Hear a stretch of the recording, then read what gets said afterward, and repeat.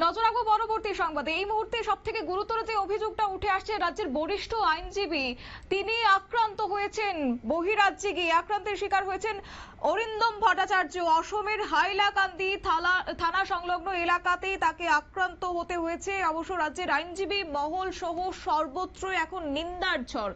অবশ্য সূত্রের খবর যেটা পাচ্ছি আমরা, যে আইনি কাজেই তিনি রওনা হয়েছেন, বহিরাজ্যে গিয়েছেন হাইলাকান্দিতে, এবং তারপরে সেখানে আইনি কাজ সেরে আগরতলার উদ্দেশ্যে রওনা দেওয়ার পথে নিজ গাড়িতে তখন তিনি ছিলেন এবং একদল দুষ্কৃতিকারীরা তাকে নিগৃহীত করেছে, তার গাড়ি ভাঙচুর করেছে। সঙ্গে অরিন্দম ভট্টাচার্য সহ ওনার যে চালক ছিল, গাড়ি চালক, ওনাকেও পর্যন্ত মারধর করা হয়েছে, যাকে ঘিরে রীতিমতো একটা শোরগোল সৃষ্টি হয়েছে। বিভিন্ন মহল থেকে নিন্দা উঠতে শুরু করেছে। শুরুতে এই বিষয়কে কেন্দ্র করে রাজ্য বার অ্যাসোসিয়েশনের সভাপতি কি বক্তব্য রেখেছেন শুনুন।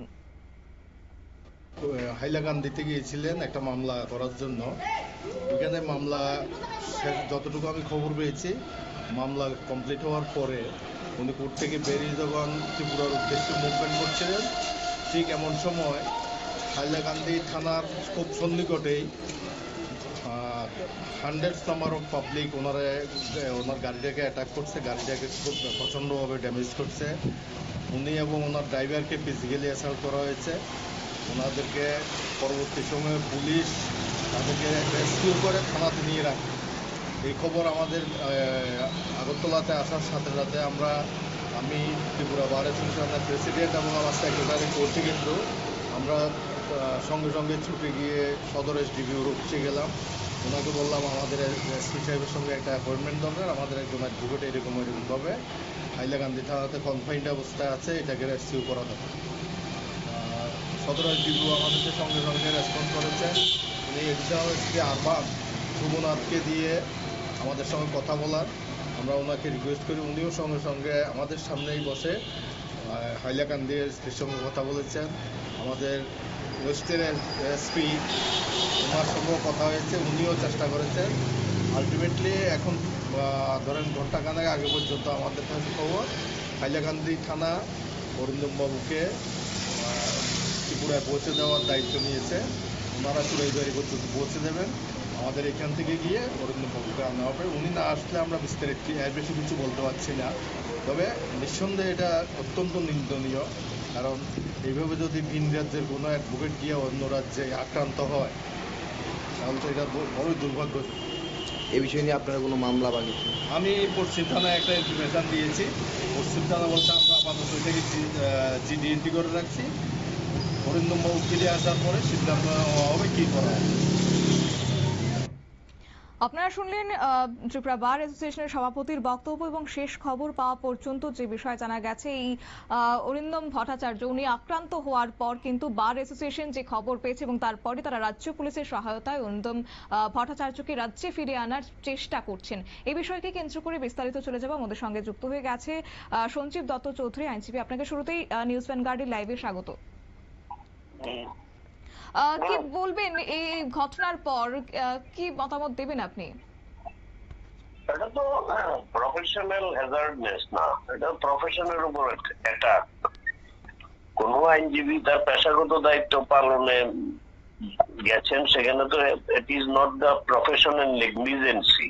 অনেক সময় আমরা দেখি ডাক্তারদের উপর অনেক সময় তার রোগীরা পরিষেবা বিঘ্নিত হচ্ছে বলে অপ্রীতিকর পরিবেশ তৈরি হয়, সেটা পরিষেবা দেওয়ার ক্ষেত্রে এবং যারা পরিষেবা নেবেন তাদের ক্ষেত্রে। এই ক্ষেত্রে তো আইনজীবী বন্ধু তার ক্লায়েন্ট সহকারে যাচ্ছিলেন, সেক্ষেত্রে কিছু দুষ্কৃতকারী যদি ওরকম করে, তো এই জিনিসটা তো ধরুন ওখানকার কিছু মামলাও তো এখানে আছে না। অধিকার লোকেরও তো আগরতলায় এসে মামলা করতে হয় কিংবা ত্রিপুরায় এসে মামলা করতে হয়, মামলা আছে পেন্ডিং। এই জিনিসগুলো তো কোনোভাবেই গ্রহণযোগ্য না এবং অভিনন্দনযোগ্যও না। যাই হোক, অরিন্দম বাবু আগরতলা ফিরে এসছেন। আমার সঙ্গে ওনাকে যারা নিতে গেছিলেন আমাদের আরেক আইনজীবী এবং একটি পত্রিকার মালিক, কথা হয়েছে। ওনার কিছু আঘাতপ্রাপ্ত হয়েছেন, উনি রেস্টে আছেন, ডাক্তার দেখিয়েছেন। হ্যাঁ, এখন ওনার শারীরিক অবস্থা কেমন রয়েছে যদি একটু তুলে ধরেন? কিছুটা স্থিতিশীল। ওনার রিবে মানে বুকের দিকে রিবে একটু লেগেছে, তারপর আপনার পায়ে লেগেছে, ঘাড়ের ওদিকে কালার বোনের ওই জায়গাটায় লেগেছে। তো যাই হোক, ও মানে মেজর খুব একটা হয়নি, কিন্তু ডাক্তাররা অ্যাডভাইস করেছেন that is to be under treatment. এবং এটা যেহেতু কালার বোনের ব্যাপার এবং রিপের ব্যাপার, সুতরাং এটা তো একটু সময় লাগবেই। রিপে আপনার একটা ফ্র্যাকচারের মতো মনে হচ্ছে, ডাক্তার যেটা দেখে বলেছেন। It will take time at least. এটা তো ধরো প্রফেশন করতে গিয়ে আমরাও তো সারা রাজ্য ঘুরে মামলা করি, তো এটা তো ওয়েলকাম করা যায় না এবং এটা খুবই নিন্দনীয়। ওদের যদি অরিন্দম বাবুর ক্লায়েন্টের সঙ্গে কোনো মিসআন্ডারস্ট্যান্ডিং বা একেবারে আরো একটি বিষয় আপনার কাছ থেকে জানতে চাইবো, এই যে ঘটনাটা ঘটলো সবটাই উদ্দেশ্য প্রণোদিত হতে পারে, কিন্তু সেই জায়গা থেকে আপনারা আইনজীবী মহলকে আগামী দিনে আন্দোলনে নামবেন এবং যারা এই ঘটনা সংঘটিত করেছে তাদেরকে চিহ্নিত করে আইনানুগ ব্যবস্থা গ্রহণ করা হবে।